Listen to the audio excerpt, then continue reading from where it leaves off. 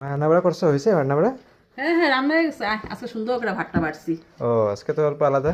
আলাদা সবসময় তো একদম ভাতটা এইভাবে দেওয়া যায় তখন ভালো লাগে না না। হ্যাঁ। তুই সবসময় কস, প্রীতমও কয়। হুম। তো আজকে প্রীতম সানডে ঘরে, হুম। প্রীতমের লোকে বেড়া ফেলাইছি, তোর লোকেও বেড়া ফেলাইছি। হ্যাঁ। তো এটা আজকে কোনো ভাজা টাজা করি নেই রে। আজকে দিলাম থুর, এটা উল্টা হয়েছে। থুর রান্না করছি হ্যাঁ। গরম মশলা আসলে আলু টালু দিয়া। হুম হুম হুম।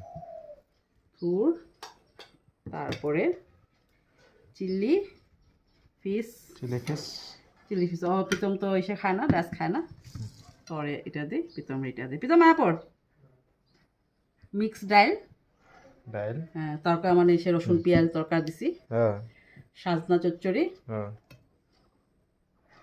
আজকে সানডে স্পেশাল এটাই, আর কিছু বানাইনি। ঠিকই আছে। ঠিক আছে, হ্যাঁ। হ্যাঁ নে তোরা।